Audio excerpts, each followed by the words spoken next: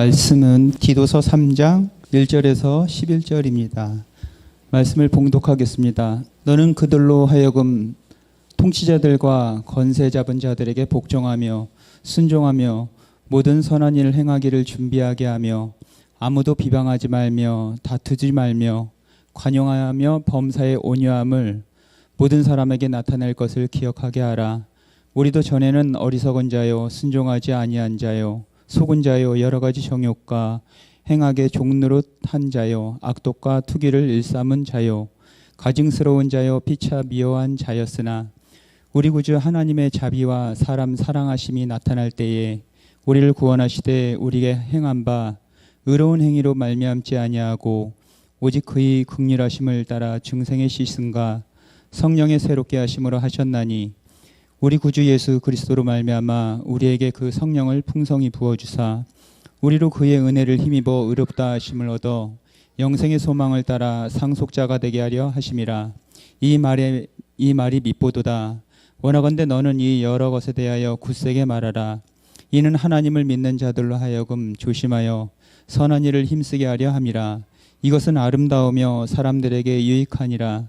그러나 어리석은 변론과 족보 이야기와 분쟁과 율법에 대한 다툼은 피하라. 이것은 무익한 것이요 헛된 것이니라. 이단에 속한 사람을 한두 번 훈계한 후에 멀리하라. 이러한 사람은 내가 아는 바와 같이 부패하여 스스로 정죄한 자로서 죄를 짓느니라. 아멘. 오늘 본문은 바울이 자신과 같은 믿음을 지닌 믿음의 아들 디도에게 편지한 내용입니다. 이 디도서 1장 4절을 보니 같은 믿음을 따라 나의 참 아들 된 디도에게 편지하노니라고 되어 있어요. 같은 믿음을 따라. 이 바울에게 있어서 같은 믿음이라는 뜻은 바른 교훈을 함께 붙들었다는 뜻입니다. 이 바른 교훈이라는 용어는 디도서 안에서 반복됩니다. 1장 9절도 이는 능히 바른 교훈으로 권면하고 거슬러 말하는 자들을 책망하게 하려 함이라.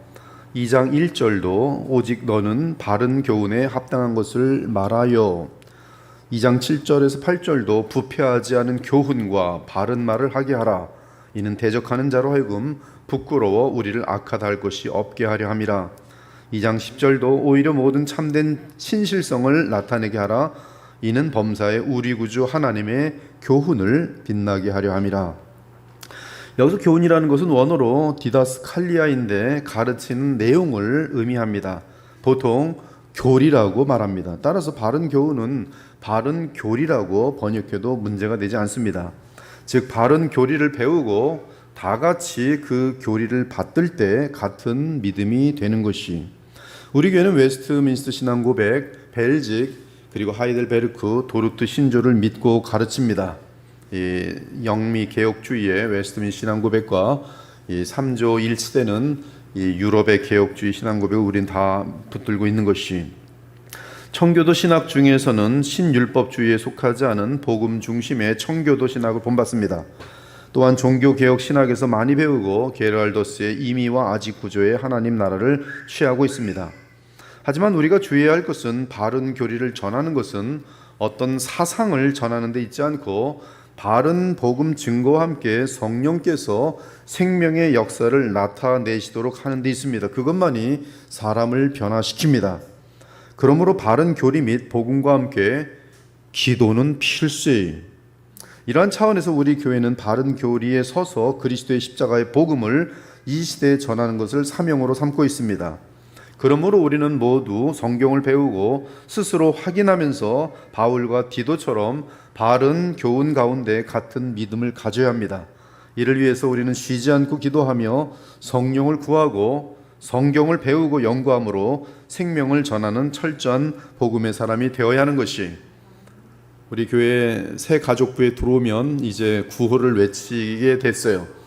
뭐라고 쫓아가게 하냐면 나는 성경의 전문가가 되리라. 지금 계속 구호를 지금 반복하고 있어요. 이제 다 끝나면 이제 여러분 소드로 들어갈 거예요. 성경의 전문가가 되리라. 전문가들을 만들어 주셔야 됩니다. 기존의 소드 멤버들이 성경의 전문가가 되셔야 되세요. 지금 살아남는 길입니다. 오늘 본문은 바른 교훈에 설 때 성도들의 모습을 알려주고 있습니다. 바른 교훈이 서야지만이 이러한 현상이 나타납니다. 바른 교훈에 서지 않으면 딴짓해요. 교회를 차려놓고 장사처럼 딴짓해요. 사람 많이 모으는 데다 집중하게 되고 쇼를 하게 되고 거기서 권력을 만들고 세상 자랑을 하게 돼요. 그러나 바른 교훈에 서면 성령께서 역사하시기 때문에, 하나님께서 바른 교훈을 기뻐하시기 때문에 하나님께서 역사하시면서 그 현상들이 나타납니다. 첫째로 바른 교훈에 서는 것은 이 질서, 제일 중요한 것이 권위 질서입니다.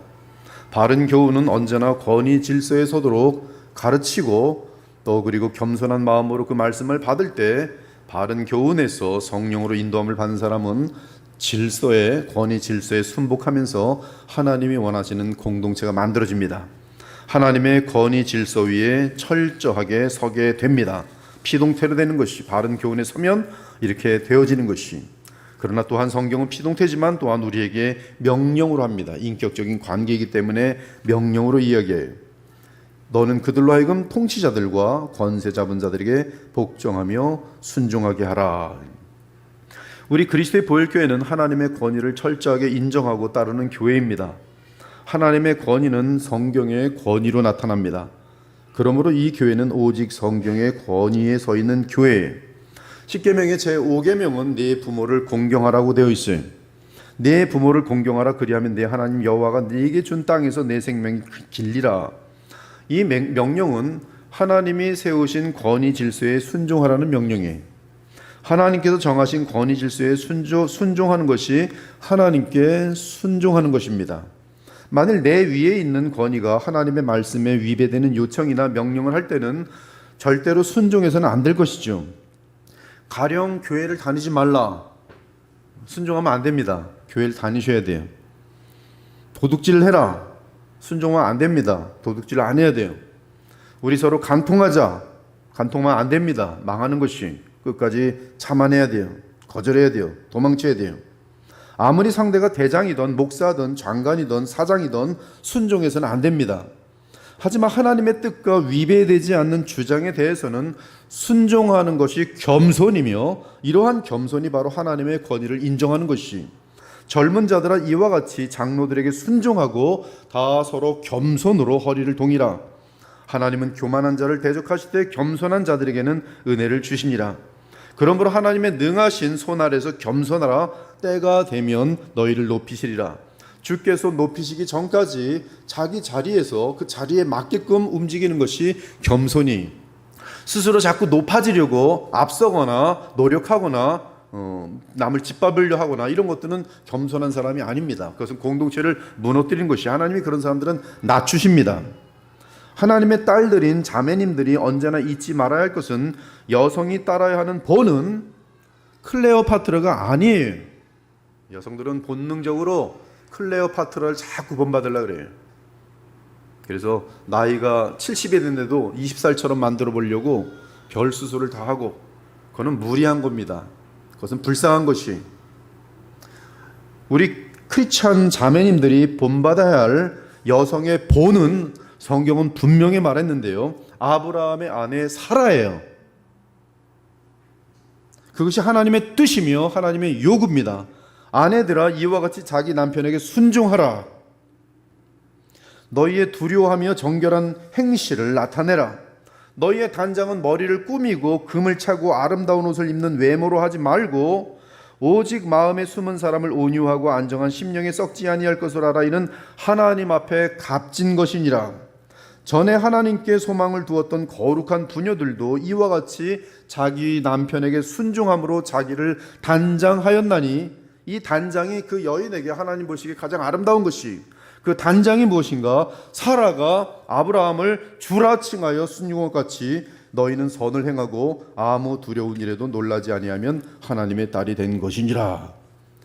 여러분이 본받아야 될 여성의 본은 사라인데, 사라는 자기 남편 아브라함을 주인님이라고 칭하면서 받들었어요. 머리가 나보다 좋아서가 아니고, 나보다 돈을 잘 벌어서가 아니고, 나보다 잘생겨서도 아니고, 하나님의 권위 질서 때문인 거예요. 그거 외에는 설명이 없어요. 그걸 안 할 때 신기한 건 여자는 죽도록 그걸 안 하려고 그래요. 그게 여자의 죄성입니다. 그러나 그걸 잘할 때 하나님께서 기뻐하세요. 높여주십니다. 영화롭게 하세요. 이 세상은 성경의 권위를 따르지 않고 인본주의에 휩싸이고 있기 때문에 이러한 주의 요구에 대해 인상을 찌푸리며 거부합니다. 제가 저희 교회에서는 말씀대로 선포합니다. 사라를 본받으시오. 이 말이 싫어서 이 교회를 떠난 사람도 있어요. 여자 중에. 지금이 어떤 세대인데 목사님 그런 설교하십니까? 저는 남편이지만 여자 위에 군림하고 싶지 않습니다. 군림하라는 얘기가 아니죠. 가장의 역할을 담당하라는 건데 군림이라고 말을 바꿔놓고서는 여기는 뭐 여성을 막 굉장히 깎아내린다느니 뭐 이러면서 떠나더라고요. 거긴 질서가 무너지게 돼 있습니다. 자녀들이 권위를 배우지 못하도록 돼 있어요. 인본주의에 물든 것이. 하지만 하나님의 뜻에 도전하고 거부하면 복을 받을 수 없습니다. 그러므로 남편에게 대드는 아내는 일단 기본적으로 하나님의 뜻을 위배하는 것이기 때문에 진정한 복을 받을 수 없어요. 아내들이요, 주의 말씀에 따라 항상 남편에게 순종하기 바랍니다. 토 달지 마십시오. 바로 오늘 본문에서 통치자들과 권세 잡은 자들에게 복종하며 순종하라고 권합니다. 이는 로마서 13장의 권위 질서에 대한 내용과 정확하게 같아요. 각 사람은 위에 있는 권세들에게 복종하라. 권세는 하나님으로부터 나지 않음이 없나니 모든 권세는 다 하나님께서 정하신 바라. 그러므로 권세를 거스르는 자는 하나님의 명을 거스름이니 거스르는 자들은 심판을 자취하리라. 우리는 하나님의 뜻을 거스르는 것이 아니라면 국가에 순종하는 선량한 시민이 되어야 마땅합니다. 그래야 그리스도인들이 정부의 보호를 받으며 평안한 신앙생활을 할 수 있고 또한 복음을 전파하는 데 방해를 받지 않을 수 있고 나아가 하나님 나라를 확장시키는 데 있어서 국가와 부딪히지 않을 수 있는 것이, 그러므로 이는 하나님으로부터 나온 권위를 지닌 자들에게 복종할 것이며 하나님께서 세우신 권위 질서를 인정하고 순종해야 할 것이, 그것이 바른 교훈입니다. 그것이 바른 교훈이. 이에 그리스도의 보혈교회는 오직 성경에 기초하여 하나님의 권위와 그분의 권위 질서에 늘 온전하게 설 것이, 이것이 기초입니다. 기본이. 어느 공동체이든지 간에 이것은 기본 중에 기본이. 이것이 안 돼 있는 사람은 아무리 성경 지식이 많고 아무리 세상에서 돈을 많이 벌고 뭐 여러 가지 잘난 것들이 많아도 하나님 보실 때는 빵점이 시작도 못한 것입니다. 권위 질서를 볼 줄 알아야 돼요. 어디서든지. 교회에서도 마찬가지. 교회에서도 어떤 것으로 어떻게 권위 질서를 지켜야 하는지 그 자리에 있는 사람이, 겸손한 사람이, 교만한 사람들은 항상 자기의 바운더리를 벗어나면서 대들고 못마땅하다 그러고 교회를 이렇게 하라고 저렇게 하라고 그러고 집사도 아닌데 이렇게 하라고 저렇게 하라고 얘기하는 사람들도 있어요. 들어오자마자 목사님 그건 아닌 것 같습니다. 교회를 이렇게 하십시오 저렇게 하십시오. 황당한 사람들 많아요. 교만한 사람이고 아무것도 모르는 거예요. 어릴 때부터 권위 질서라는 것을 전혀 모르고 망나니로 큰 것이죠. 권위 질서를 모르는 것은 하나님을 경외하지 않는 것이, 가정과 교회에서 권위 질서를 바르게 배울 때 그 사람이 사회를 변화시켜낼 수 있는 것이, 그것이 첫 번째입니다. 둘째는 모든 선한 일을 행할 준비를 하라고 합니다. 1절에 보니까 그리스도인들과 교회는 언제나 착한 일을 할 준비가 되어 있어야 돼요. 크리스찬들은 세상이 무엇을 기대하냐 하면 저 사람들은 착한 일을 한다라고 기대하고 있어요. 그러므로 착한 일을 하지 않으면 그들은 화를 냅니다. 뭐 잘못한 것도 없는데 크리스찬들이 착한 일 안 하면 화를 내요. 막 손가락질하면서. 왜? 이상하게 신기하게 교회에 대해서는 착한 일을 하는 공동체라는 인식이 그들에게 있기 때문에 그래요. 하나님께서는 교회가 착한 일을 하길 원하십니다. 성도가 착한 일을 하길 원하십니다. 그리스도인들과 교회는 언제나 착한 일을 하는 준비가 되어 있어야 돼요. 착한 일을 하다 보면 실망스러운 일들이 발생합니다. 착한 일을 많이 하는데 돌아오는 게 없는 때도 많이 있어요. 그러나 실족할 필요가 없어요. 그 이유는 우리가 착한 일을 하는 동기가 사람에게 인정받기 위함이 아니라 우리가 사랑하고 나를 위하여 정말 십자가에 죽기까지 사랑하시며 구원하신 예수님의 명령에 따르기 위함이요 그분의 마음에 들기 위함이기 때문에 착한 일을 하는 거예요. 그러면 아무런 문제 없어요. 저들이 등을 치던 감사하지 않던 나는 주님께 받은 것이 너무나 많기 때문에 계속 착한 일을 하는 것이, 우리가 선을 행하되 낙심하지 말지니 포기하지 아니하면 때가 이름에 거두리라. 그러므로 우리는 기회 있는 대로 모든 이에게 착한 일을 하되 더욱 믿음의 가정들에게 할지니라.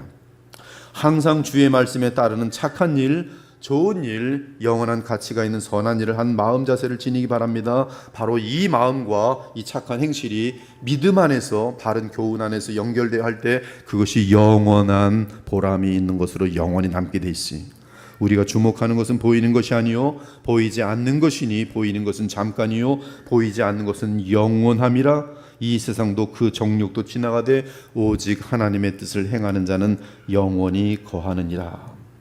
셋째는 2절에 보니까 이 바른 복음을 배우고 바른 교훈을 붙들게 되면 아무도 비방하지 않게 됩니다. 여기서 비방이라는 말은 블라스페이메오인데 그 뜻은 뒤에서 험담함으로 다른 사람의 명예를 깎아내리는 것을 의미해요. 우리는 비방하는 죄를 아무렇지도 않게 생각하는데 성경은 이 죄를 매우 심각하게 여깁니다. 특히 교회를 무너뜨리는 주범 중 하나가 비방이, 그리고 비방은 정확하게 마귀의 일입니다. 단어가 같아요. 비방, 그것은 곧 마귀의. 그러므로 당사자가 없는 데서 뒤에서 흉을 보지 마세요. 그것은 비겁한 행동이. 물론 이단이나 죄악에 깊게 물든 자에 대해서는 공동체가 피해를 당할 수 있기 때문에 알려줄 필요가 있습니다.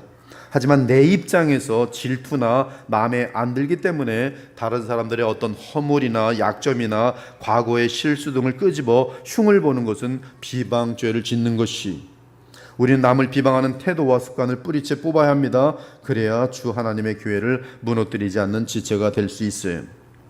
2절을 보니까 또한 다투지 말라고 합니다. 바른 교훈을 배울 때는 다투지 않는 사람으로 점점 성숙하게 됩니다. 이 원어는 아마코스, 다투지 말라, 다투지 않는 사람인데요, 싸우려는 마음이 없는 평온한 마음을 뜻해요. 이런 사람들은 싸움이 잘 되지 않습니다. 싸우려고 막 시비를 걸어도 그냥 피해 다니죠. 다투지 않으려는 사람이, 이 자존심 및 교만에 의한 말싸움을 피하고 심지어 이해관계에 있어서 억울하게 손해를 보았더라도 이삭처럼 양보하며 다툼을 피하는 사람, 이런 사람들이 신기하게 복음의 사람들이, 만일 아마코스 하는 동기가 하나님 때문이라면 그에게 하나님이 갚아주십니다. 그는 항상 평강해요. 하나님께서 그의 삶에 복을 주십니다. 지켜주십니다. 우리는 항상 교만과 내 주장 그리고 탐심을 내려놓고 아마코스, 즉 다투지 않아야 해요. 교만 죽이고 내 권리 같은 것들을 양보할 수 있으면 이 마음이 다투는 것에 대해서 많이 사라집니다. 다툴 필요가 없어요. 5째 2절을 보니까 관용하라고 말합니다. 관용이라는 것은 연약한 자들에게 맞추어 주는 거예요. 눈높이에 맞추어 주는 것이, 부모가 어린아이 수준에 맞추어 대화해 주고 놀아주는 것처럼 성도들은 연약한 지체들을 받아주고 용납하라는 뜻이, 이 보통 이 APA 케이스라고 되어 있는데요, 친절함으로 되어 있어요. 친절함, 즉 서로 친절하고 배려해 주는 교우들이 되는 것. 복음의 사람이라면, 바른 교훈을 배웠다면, 바른 교리를 붙들었다면 친절한 사람이 돼야 돼요. 말 한마디라도 따뜻하고 또 남을 배려해 주고, 특히 믿음이 온전한 사람들은 믿음이 연약한 자들에게 관용하면서 그들이 바른 생각을 할 때까지 기다려주면서 기도해주면서 돌봐주면서 그에게 존경을 받아내야 됩니다. 존경을 받으면 그가 생각을 맞추어 오도록 돼 있어요. 믿음이 강한 우리는 마땅히 믿음이 약한 자의 약점을 감당하고 자기를 기쁘게 하지 아니할 것이라. 우리 각 사람이 이웃을 기쁘시게 하되 선을 이루고 덕을 세우도록 할지니라. 이제 인내와 위로의 하나님이 너희로 그리스도 예수를 본받아 서로 뜻이 같게 하여 주사 한 마음과 한 입으로 하나님 곧 우리 구주 예수 그리스도의 아버지께 영광을 돌리게 하려 하노라. 그러므로 그리스도께서 우리를 받아 하나님께 영광을 돌리신 것 같이 너희도 서로 관용하라. 너희도 서로 받으라. 6째는 2절에 보니 모든 사람에게 온유함을 나타내려고 합니다. 이 온유함은 이 성내거나 혈기를 부리는 것과 반대죠. 모든 사람을 향해 부드럽고 따뜻하고 정중하게 대하라는 것이, 이 원어는 프라우테이스인데 상대가 불신자이든 신자이든 모든 사람에게 인내하며 따스하고 잔잔하게 대하는 태도를 말합니다. 그리스도는 온유하셨어요. 모세, 다윗, 스데반, 바울 등 하나님의 사람들, 성령으로 충만한 하나님의 사람들도 동일하게 그 특징이 온유함이, 어떤 사람은 복음의 진리를 수호하려는 바울의 전투적인 자세를 보며 그는 온유하지 않았다고 하는데, 그렇지 않습니다. 바울은 겁쟁이가 아니었을 뿐이 그는 온유했어요. 일곱째는 비본질적인 것 때문에 서로 언성을 높이거나 패로 나뉘지 말라고 합니다. 교회가 패가 가장 많이 나눠지는 것은 신기하게도 비본질적인 문제예요. 앞으로 여러분들 한번 관찰해 보세요. 이렇게 사람들이 의견이 갈리는 걸 보면 왜 갈라졌는가? 비본질적인 거예요. 여기 보면은 9절에 보니까 어리석은 변론, 족부 이야기 그런 것 때문에 쫙쫙 갈라지고 있었어요. 이단에 대해서는 그러나 10절에 보니까 신속하게 정리하는 것이 하나님의 뜻이. 저 같은 경우는 이단 우리 교회 들어오면 그냥 바로 잘라버립니다. 과거에 이단이 들어온 적이 있었어요. 영지주의에 물든 합동측 목사가 하나 들어와서 허락받지 않은 거 몰래 교우들을 데려가서 성교 공부를 하려고 했어요. 근데 잡혀가지고 곧바로 쫓겨났어요. 곧바로 단판을 줬어요. 잘 따르든지 당신이 믿는 신학 모든 것들을 내려놓고 따라오든지 아니면 떠나십시오. 근데 이단들은 확실하더라고요. 떠나겠습니다. 그날 떠나더라고요. 그래서 내보냈어요. 이단들은 빨리 정리해야 돼요. 이단들에게 무슨 사랑이니 그런 거 안 통합니다. 그냥 여러분이 혹시 이단 냄새가 나면 빨리 교회에 알려야 돼요. 이단을 만들지 말고, 미우니까 너는 이단이지 하면서 이단 만들지 말고, 그거는 아주 악한 사람이나 하는 것이고, 지금 이러한 그리스도인의 덕목들은 철저하게 주의 교훈에 순종하려는 자세를 계속 지니며, 또한 소망 가운데 기도로 그리스도의 영이 충만할 때 자연스럽게 나타나는 덕목들이, 이것을 우리가 인간적인 힘으로 하는 것은 교만으로 이어집니다. 그러나 하나님의 복음을 바로 알고 그 복음 안에서 예수 그리스도의 그 은혜와 사랑을 알면서 성령으로 충만할 때는 자신도 모르게 말씀에 감사하며 순종하는 마음이 생기면서 이러한 것들이, 이 지금 방금 말씀드린 모든 내용들이, 첫째 질서를 지키는 것부터 겸손한 마음을 갖게 되면서 다 지키게 되도록 되어 있어요. 그러므로 가정부터 확 일어납니다. 과거에는 가정이 그렇게 싸움을 많이 했는데 가만히 왜 싸웠나 보니까 아내가 계속 따지는 거예요. 내가 너보다 똑똑하다는 거죠. 근데 복음이 들어가면 내가 왜 이렇게 교만했을까? 그러면서 싹 남편에게 하나님 때문에, 예수님 때문에 쑥 내려가는 거예요. 그러면 갑자기 싸움이 싹 없어져요. 그럼 자녀들이 압니다. 우리 집이 이렇게 막 변한 거지? 복음의 능력이에요. 그러므로 늘 함께 말씀을 배우고 기도하면서 바른 교훈을 몸과 마음에 새기기 바랍니다. 그리하면 우리 주 하나님께서 그리스도의 십자가의 구속을 통해 성령의 역사로 말미암아 우리 그리스도의 보혈교회를 영광스러운 교회로 세워나가실 것이. 이제 바울은 거듭난 그리스도인들의 과거에 대해 회상합니다. 이제 3절 이하를 보니까 그들 역시, 여러분들 역시 거듭나기 전에는 세상 사람들과 다를 바가 없었어요. 교회를 다녀도 거듭나지 않은 때가 있습니다. 거듭나기 이전의 삶의 목적은 오직 이 땅이며 자기 자신입니다. 하나님의 특별 계시에 대해 아무것도 아는 것이 없었고, 그리스도 안에서 삼위 하나님을 의식한 적도 없었고, 그분께 순종한 적도 없었어요. 저는 1985년에 복음을 처음 들었습니다. 찬송가를 틀어놓으면서 나랑 같이 로마서 공부하자도 로마서를 처음 공부하는데, 저는 모태 신자입니다. 장로교 신자예요. 근데 1985년 동안 1985년까지 교회에서 복음을 들어본 적이 없는 거예요. 들었어도 아마 제가 못 알아들었던지, 하여튼 제 기억에는 복음을 체계적으로 배운 적이 없어요. 주일학교 반사도 했습니다. 찬양대도 했습니다. 안 한 거 없습니다.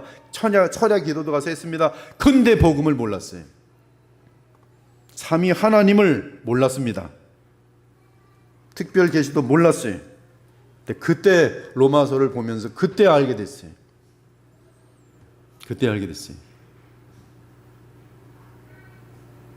거듭난 것이죠. 또한 사탄에게 속은 자로서 복음에 대해 아는 것이 없습니다. 거듭나지 않은 자는. 따라서 거짓 교사나 거짓 종교를 분별할 수 없어요. 못합니다. 그러니까 이단이 가자 그러면 끌려가는 거예요. 분별 못합니다. 특히 이 세상에 여러 가지 정욕과 행락에 빠져 있었습니다. 교회엔 다니는데 여전히 춤추러 다니고 여전히 재미난 동영상이나 하루 종일 보고 앉아 있고, 여기서 행락이라는 것은 죄를 지으며 누리는 더러운 즐거움을 의미합니다. 악독과 시기를 일삼으로써 하나님 보시기에 가증스러운 존재였고 피차 미움 가운데 경쟁함으로 스스로 비참에 떨어진 상태에 있었어요. 우리도 전에는 어리석은 자요, 순종하지 아니한 자요, 속은 자요, 여러 가지 정욕과 행락의 종노릇한 자요, 악독과 투기를 일삼은 자요, 가증스러운 자요, 피차 미워한 자였으나. 사랑하는 여러분, 죄인은 다름 아닌 죄를 지을 수밖에 없는 존재를 말합니다. 뱀은 혀를 날름거릴 수밖에 없고 배로 기어다닐 수밖에 없습니다. 마찬가지로 죄인은 하나님 앞에서 죄를 지을 수밖에 없는 존재를 말해요. 죄의 시작을 보면 영적인 세계를 포함하면 사탄에게서 시작하였고 인간에게 있어서는 하와에게서 시작됩니다. 물론 그 이후 이 땅의 피조물의 왕이었던 아담이 하나님께 범죄함으로써 죄가 사람 마음속으로 들어와서 지금까지 유전되고 있습니다. 인류의 죄의 시작은 마귀의 미혹을 받아서 인간 스스로가 하나님 자리에 앉으려는 데 있었습니다. 그것을 이사야 선지자는 제 멋대로 제 길로 행하는 것으로 표현합니다. 우리는 다 양 같아서 그릇 행하여 각기 제 길로 갔거늘. 창세기는 그 상태를 인간 스스로 선과 악을 아는 것이라고 표현합니다. 이는 선과 악에 대한 결정을 하나님께서 하신 대로 따르는 것이 아니라 내가 선악을 결정한다는 뜻이, 이것이 바로 내 삶에 대해 내 마음대로 사는 것이며 그 상태가 죄예요. 가령 이 시대는 동성애를 죄라고 부르지 않고 삶의 스타일이라고 말합니다. 그러나 성경은 분명하게 죄라고 선포합니다. 이때 동성애를 죄가 아니라고 말하는 것이 죄의 상태예요. 하나님께 도전하는 상태입니다. 하나님과 반역하는 상태예요. 하나님께 반역하는 상태예요. 즉 인간이 하나님을 거역하고 스스로 선악을 판단하는 것이, 창조주 하나님과 만유의 주이신 그리스도 앞에서 자기 멋대로 생각하고 정하는 것이, 여러분의 삶에도 점점 마찬가지. 하나님께서 이 정도는 봐주시겠지. 근데 목사님이 설교를 하는데 자기를 뿍뿍 찌르는 거예요. 목사님은 너무 보수적이고 너무 그냥 성경적이야. 너무 성경적이야 하면서 쓰는 거예요. 이건 봐줘도 되는 거야. 그게 자기 멋대로 가는 거죠. 지금 자기 멋대로. 그러므로 죄의 상태에 있으면 우리는 우리를 창조하신 하나님을 영어롭게도 아니하며 감사하지도 아니하고 오히려 썩어질 피조물을 섬기거나 하나님께 반역한 마귀들 편에 서게 되는 것이, 사랑하는 여러분, 우리 모든 인간은 하나님 앞에서 죄인입니다. 물론 죄인들끼리 서로 비교한다면 덜 악한 죄인이 있고 조금 더 착한 죄인이 있을 것이, 하지만 하나님 앞에서는 인류 전체가 악인이며 죄인입니다.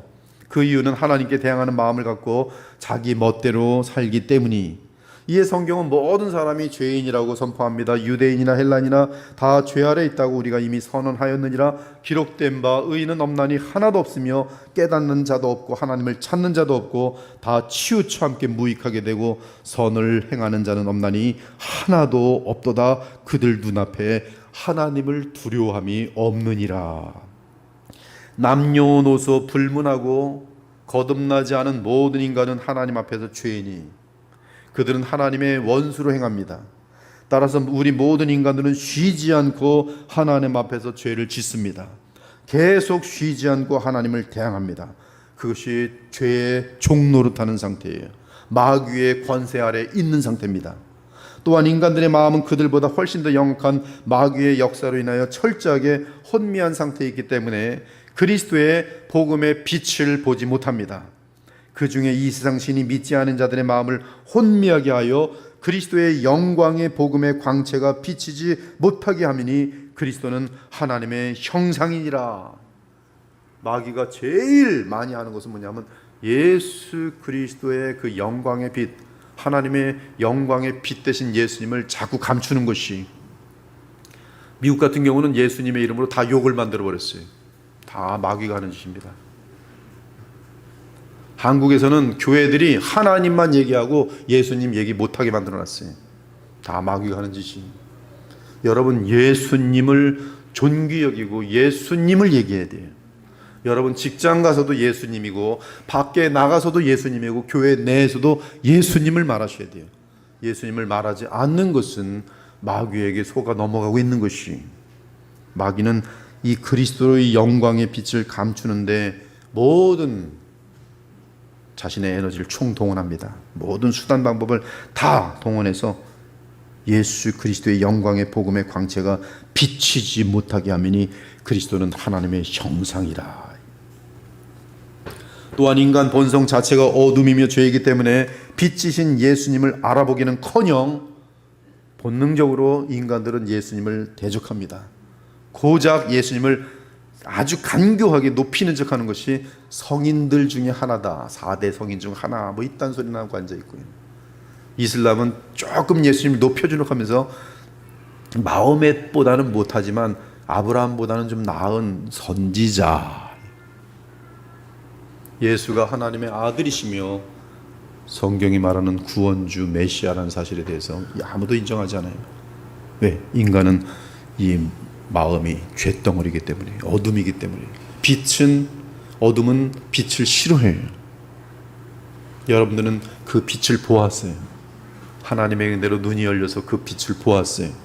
예수님을 보았어요. 얼마나 큰 복인지 아십니까? 아무도 보지 못하는 그 빛을 보았어요.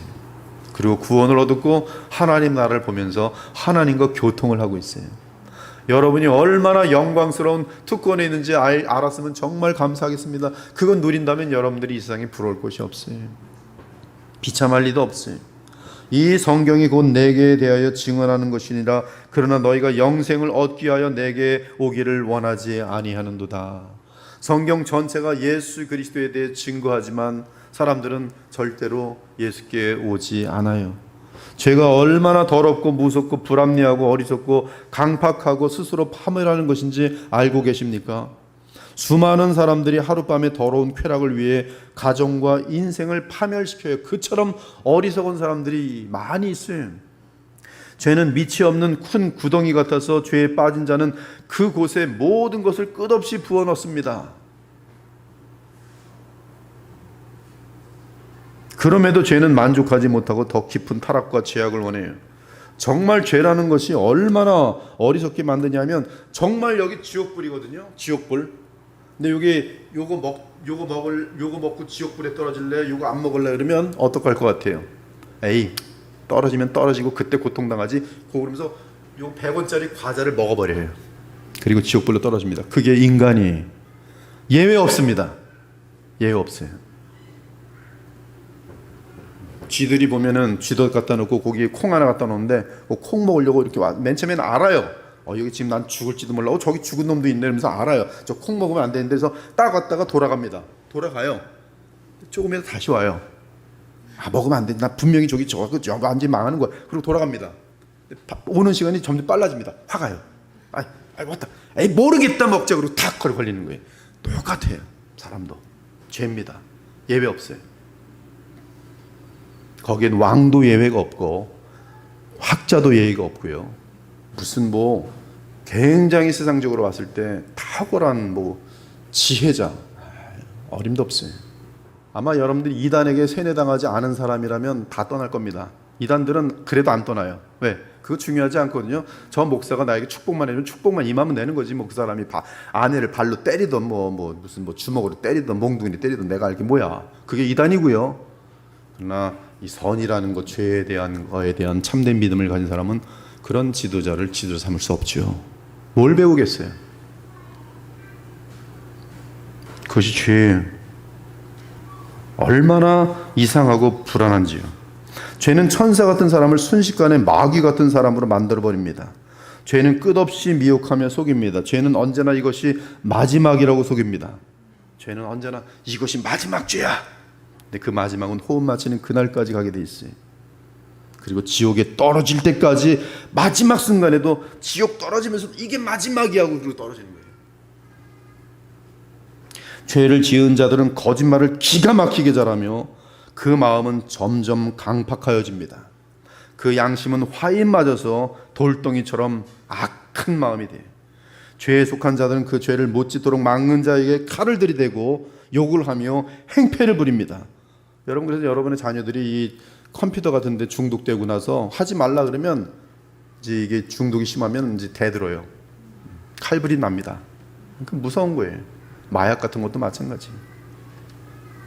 죄에 속한 자는 반드시 권위를 업신여기고 부모나 교사나 상사에게 도전하며 폐륜을 저지릅니다.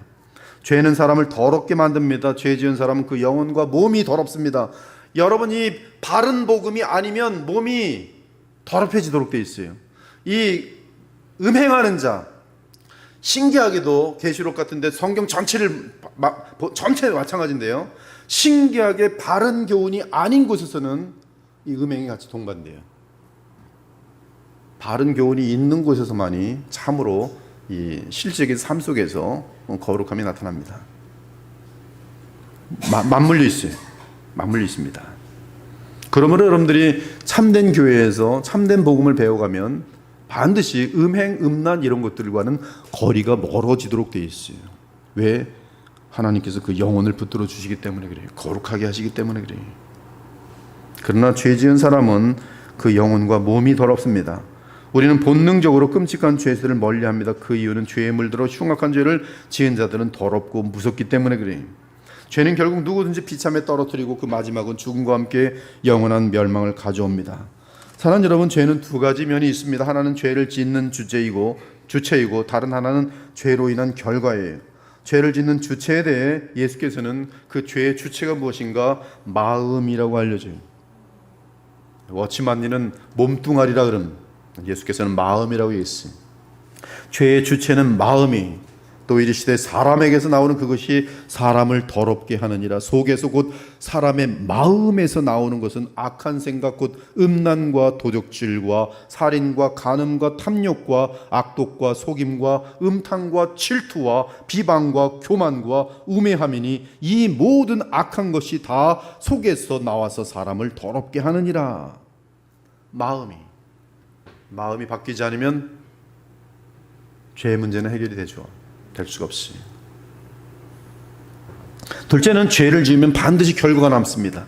결과가 남아요. 기록이 남습니다.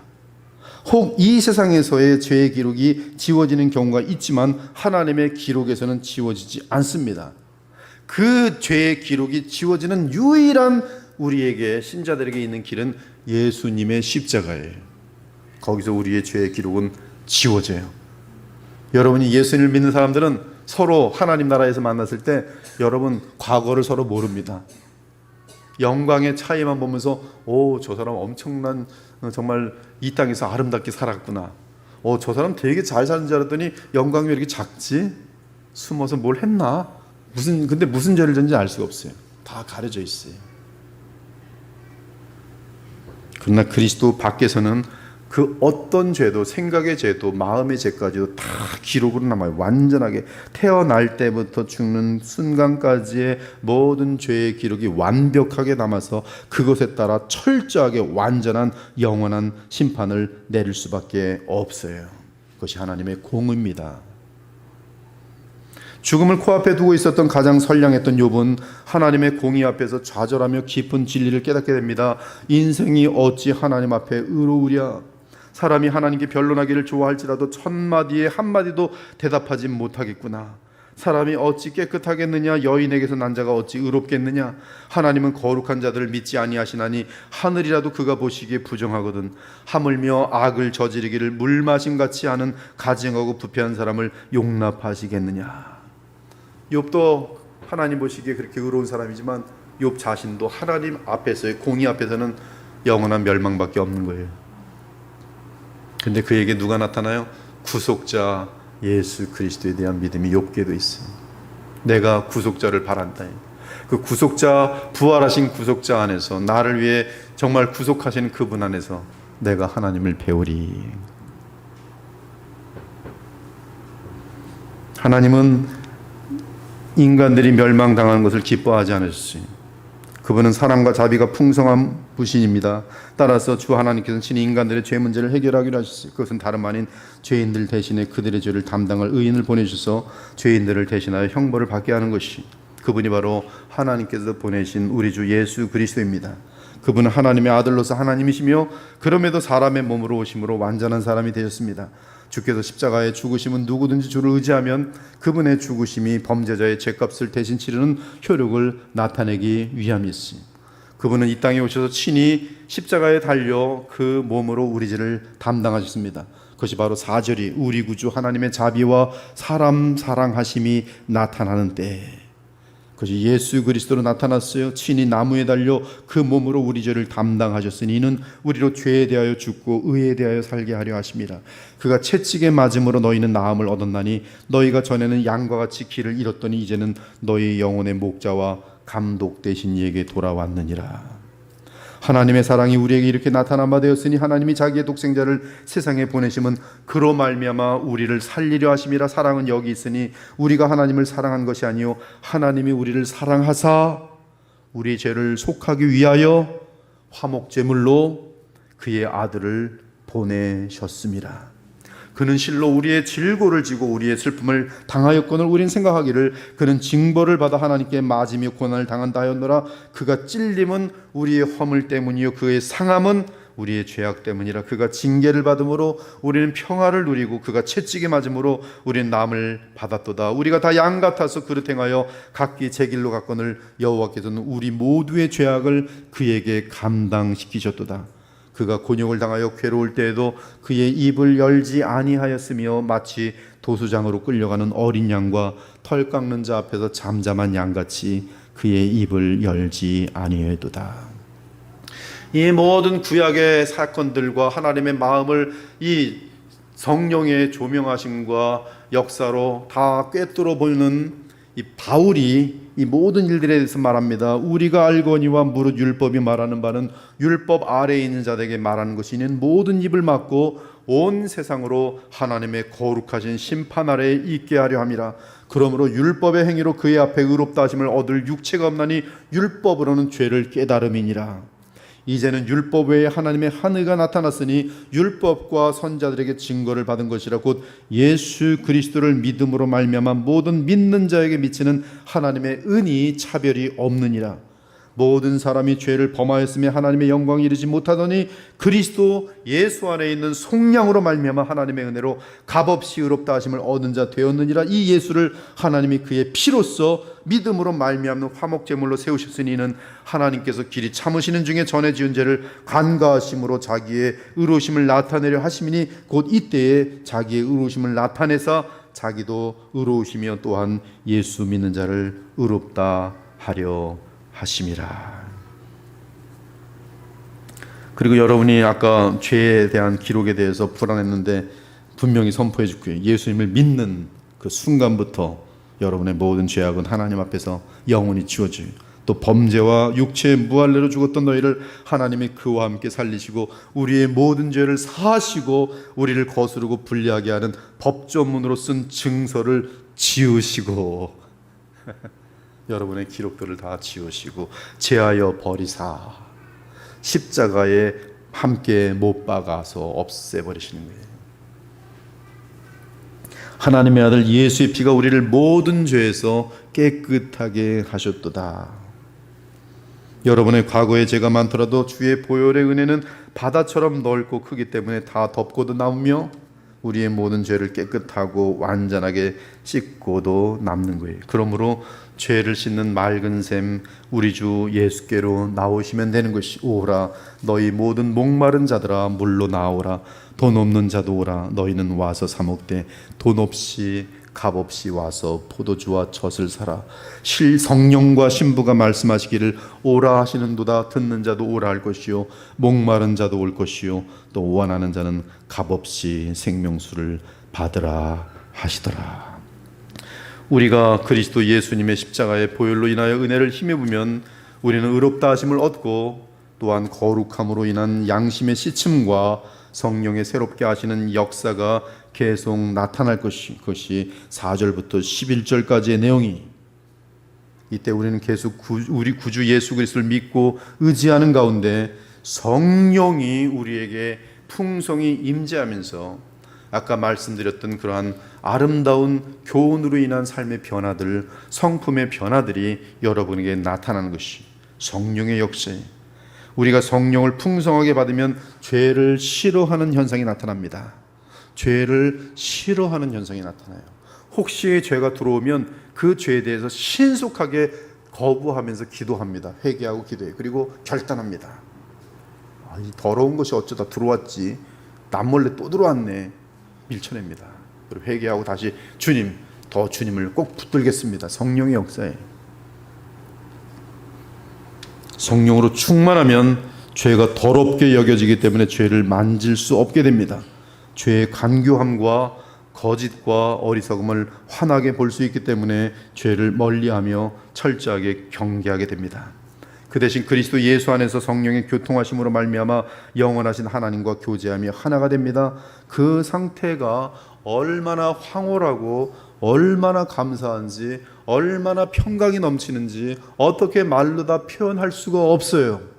어떻게 나 같은 더럽고 무서운 죄인이 어찌 하나님 품 안에 안겨서 이 거룩하고 정결한 수정같이 맑은 기쁨을 누릴 수 있게 되었는지에 대하여 나의 과거와 현재 변화를 나는 알고 있기 때문에 그 변화를 주신 이가 누구신가? 바로 그 빛, 예수 그리스도의 오심이 얼마나 감사해. 그 빛, 우리 주 예수님, 영광의 자리에 앉으신 하나님의 아들 예수님, 그분이 보내시는 주의 그리스도의 영으로 우리는 이 더러운 세상에 물들지 아니하고 오히려 더러운 세상에서 빛과 맑은 생수로 그들을 변화시키는 자리에 서게 되니 이보다 더 영광스럽고 영원한 보람된 모습들이 어디 있겠냐는 말씀이, 그것이 신자들이, 그것이 성도들입니다.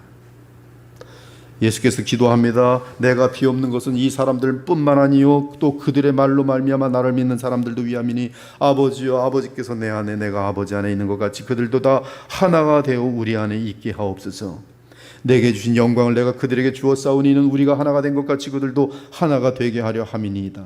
곧 내가 그들 안에 있고 아버지께서 내 안에 계시어 그들로 온전함을 이루어 하나가 되게 하려 함은 아버지께서 나를 보내신 것 같고 또 나를 사랑하신 같이 그들도 사랑하신 것을 세상으로 알게 하려 함이로소이다. 아버지여, 내게 주신 자도 나 있는 곳에 나와 함께 있어 아버지께서 창세 전부터 나를 사랑하심으로 내게 주신 나의 영광을 그들도 보게 하시기를 원하옵나이다. 의로우신 아버지여, 내가 아버지와 아버지의 이름을 그들에게 알게 하였고 또 알게 하리니 이는 나를 사랑하신 사랑이 그들 안에 있고 나도 그들 안에 있게 하려 함이니이다. 이것이 오늘 교회를 이 땅에 세우신 우리 주님의 목적이고, 그 교회 중에 하나가, 아름답게 선 교회 중에 하나가 우리 그리스도의 보혈교회. 우리는 예수 그리스도와 연합하는 가운데 이 정확한 바른 교리, 끝없이 성경을 통해서 이 바른 진리를 붙들면서, 그러면서 기도하면서 함께 도우면서 우리의 힘이 아닌 하나님이 그 일을 이루실 겁니다. 여러분이 여기에 동참하게 되었어요. 한 사람도 낙오되지 말고 이 위대한 일에 동참하면서 그 천국의 기쁨과 거룩함과 영원한 사랑과 말로 다 표현할 수 없는 평강을 한없이 함께 누려가면서 이 짧은 안개 같은 삶을 영원한 보람을 위해 살아갈 수 있는 저와 여러분 되시기를 우리 주 예수 그리스도의 축원합니다. 아멘. 하나님 감사합니다. 오늘 주의 복음을 전했습니다. 주님이 원하시는 아름다운 교회의 모습이 무엇인지 오늘 다시 한번 확인했습니다. 우리 그리스도의 보혈교회가 이 어두운 시대에 많은 교회들에게 큰 본이 되는 아름답고 영광스러운 교회가 될 수 있도록 참된 교훈들을 붙들고 또 기도하면서 성령의 역사를 의지하면서 오직 예수 그리스도만 바라보면서 달려가는 아름다운 교회가 되게 하여 주시옵소서. 주께서 복을 내려주시고 함께 하시고 역사하여 주시옵소서. 살아계신 우리 주 예수 그리스도의 이름으로 기도 올리옵나이다. 아멘.